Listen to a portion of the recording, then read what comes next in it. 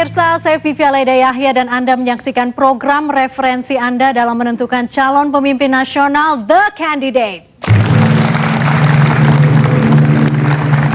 Pemirsa, melalui program ini saya undang Anda untuk berpartisipasi, ikut menentukan siapa calon presiden yang akan Anda pilih pada Pilpres 2009. Caranya ketik capres, spasi, nama capres, dan kirim ke 6876. Hasilnya akan kami tayangkan pada The Candidate untuk pekan depan. Dan pemirsa, siapa kandidat kita malam hari ini? Ia adalah seorang politisi handal, namanya cukup diperhitungkan di pentas politik nasional dan baru-baru ini ia mencalonkan diri menjadi Capres 2009. Langsung saja kita sambut Marwah Daud Ibrahim.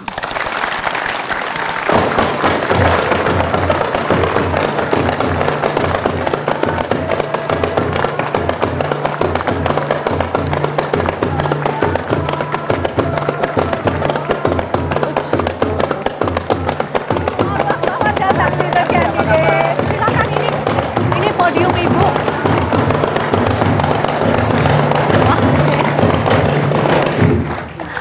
Ibu Marwah? Sudah lebih baik. Oke, Indonesia sudah lebih baik. Itu slogannya ya? Oke, terima kasih.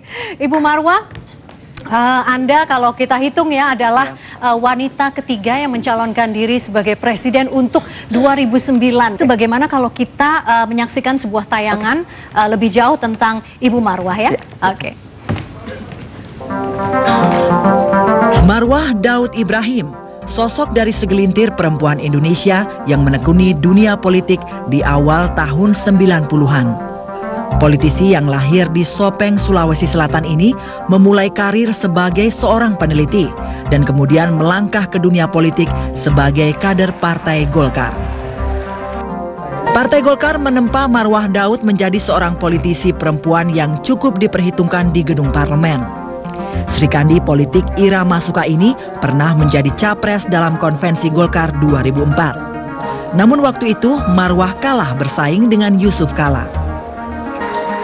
Di pemilihan presiden 2004, Marwah Daud mencoba meraih kursi RI 2 berpasangan dengan Gus Dur. Sekali lagi, Marwah gagal, kalah pamor dibanding pasangan capres lainnya. Kritik tajam dan tegas kerap keluar dari mulut seorang Marwah Daud. Kecewa dengan Partai Golkar di bawah kepemimpinan Yusuf Kala, bersama 3 kader Partai Golkar lainnya, Marwah Daud kembali mencalonkan diri sebagai Capres 2009 melalui mekanisme Dewan Integritas Bangsa. Berbekal pengalaman sebagai peneliti dan politisi, Marwah optimis akan mampu meraih simpati masyarakat Indonesia menuju Nusantara Jaya 2045.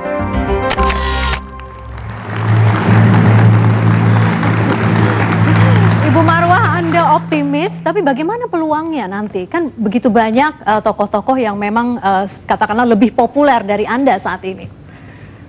Saya selalu percaya pada jalan hidup. Dan saya yakin semua langkah-langkah yang dilihat tadi ini adalah bagian dari rencana-rencana besar Tuhan, di mana saya menjadi bagian di dalamnya. Dan saya selalu yakin bahwa semua ini sudah melalui suatu proses yang tentu saja tidak hanya merupakan bagian dari eksternal, tapi juga perjuangan-perjuangan yang saya dapatkan dari mulai usia sangat kecil sampai perjalanan panjang, sekolah di luar negeri dan juga sampai saat ini. Jadi saya yakin bahwa peluang sangat besar. Ini apa artinya sih begitu banyak kader Golkar? Ada Anda, Fadel Muhammad yang ikut konvensi di DIB ini. Apa artinya ini bagi Golkar menurut Anda? Ada beberapa jawaban saya kira, mungkin 2 atau 3. Yang pertama, dua saja. Yang pertama ini teman-teman Golkar ada di sini, Golkar memiliki banyak kader dan bisa diterima. Yang kedua, saya melihat tokoh-tokoh DIB, Dewan Integritas Bangsa, adalah orang-orang yang meyakini bahwa ternyata tidak hanya politisi yang harus mengambil bagian penting dari sebuah proses perubahan yang akan terjadi. Dan mereka merasa terpanggil. Dan saya katakan tadi, itu salah satu momentum yang mudah-mudahan menjadi momen bersama kita untuk mengubah Indonesia. Jadi saya melihat adalah jalan terbaik untuk bangsa ini ke depan, dan momennya adalah sekarang. Oke, baik kalau begitu. Ya pemirsa, apakah pantas seorang Marwah Daud Ibrahim menjadi calon presiden untuk 2009? Anda sendiri yang menentukan, dan pemirsa tetaplah bersama kami The Candidate segera kembali.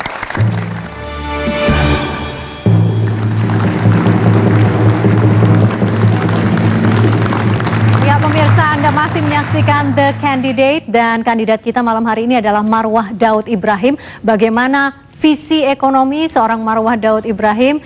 Ekonom Indef Iksan Mojo akan langsung bertanya. Silakan, Mas Iksan. Selamat malam, Ibu Marwah yang cendekia. Pertanyaan saya langsung kepada visi Anda yang Anda sudah sempat publikasikan dan Anda bagikan, termasuk saya sudah mendapat kopinya gitu, tentang Indonesia 2045 gitu. Jadi di dalamnya Anda menulis bahwa bangsa kita ini akan mampu sejajar dengan bangsa-bangsa besar lainnya. Cuma sayang di dalamnya itu kurang ada perincian secara detail tentang bagaimana cara kita akan Indonesia untuk sampai kepada taraf sejajar dengan bangsa-bangsa besar lainnya.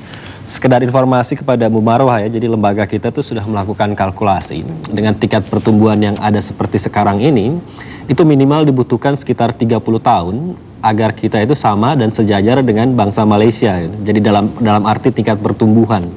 Nah sekarang kalau kita hitung-hitung dari 2009 katakanlah ke 2045 itu ya kurang lebih 35 tahun itu baru kita sampai sama dengan Malaysia. Sekarang pertanyaannya bagaimana sama dengan Australia atau mungkin Amerika atau mungkin Inggris, itu mungkin butuh lebih waktu lagi dan 2045 itu udah terlalu cepat. Jadi bagaimana Bu Marwah? Terima kasih banyak Pak Ihsan.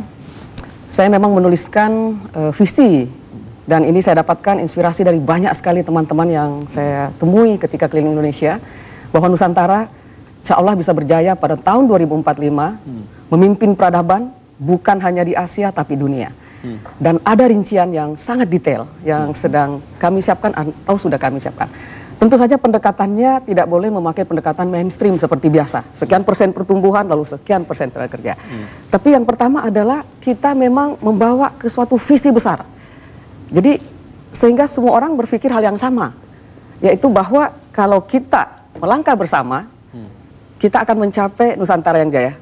Artinya ada skenario planning, itu dulu. Sehingga seluruh energi bangsa kita bawa ke sana. Di Indonesia itu tenaga kerjanya ada sekitar 111 sampai dengan 115 juta orang. Itu 60 sampai dengan 70% orang di antara itu, jadi sekitar 70 sampai 80 juta orang itu adalah mereka yang berpendidikan SD atau ke bawah gitu. Jadi dengan beban berat seperti ini baru kemudian mengandalkan sumber daya manusia ansih. Itu saya pikir apa yang Ibu sampaikan dalam visi 2045 itu saya takut malah menjadi hanya semacam sekedar wish list Bu. Karena memang berat dengan kondisi SDM kita yang seperti ini dan mengharapkan bisa jadi seperti Amerika atau Inggris atau mungkin Singapura atau Malaysia itu saya pikir terlalu naif dengan apa namanya. Nah, bagaimana Bu Marwah meyakinkan bahwa visi 2045 ini bisa benar-benar diimplementasikan? Sangat bisa. Caranya adalah kita fokus. Ada 3 fokus program yang kami tawarkan. Pertama adalah semua anak usia sekolah harus sekolah.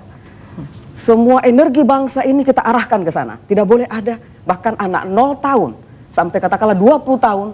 Semua yang usia sekolah kita bawa masuk sekolah. Semua energi bangsa kita bawa ke sana. Yang kedua, orang usia kerja, program kita harus bekerja. Yang ketiga adalah semua keluarga Indonesia. Sekarang ini ada 225-an juta penduduk Indonesia. Kalau kita bagi 4, itu sekitar 60 juta keluarga Indonesia. Semua kita targetkan dalam 5-10 tahun akan datang berpenghasilan minimal 5 juta per bulan. Itulah yang saya katakan. Bu, dari yang semua Ibu sampaikan, semua harus sekolah, semua harus bekerja dan berpenghasilan. Nah ini nanti sumber dananya dari mana ya? Untuk menggerakkan itu semua pasti butuh uang banyak. 60 juta orang dengan 50 juta per bulan. Sekedar gambaran ya bagaimana beratnya untuk mencapai hal tersebut Bu. Jadi 40 juta kepala keluarga di Indonesia. Itu sekarang itu berpendapatan per bulan sekitar 178 sampai dengan 250 ribu per bulan. Untuk mencapai 5 juta itu berarti ada sekitar 20 kali lipat yang ada 20 kali lipat pertumbuhan pendapatan untuk mencapai tingkat seperti itu ya. Walaupun dalam 2045 itu saya pikir berat. Anda tampak benar-benar meragukan, tapi saya ingin dengar dari mana uangnya untuk menggerakkan semua planning Ibu untuk 2045. Mari kita lihat fakta.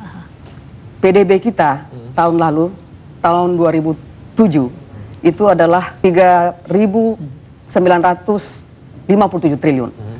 Kalau itu dibagi dengan jumlah penduduk, itu kurang lebih 70 juta sudah per tahun per keluarga. Jadi Indonesia ini bukan kurang kaya, mismanage atau kita masih undermanage.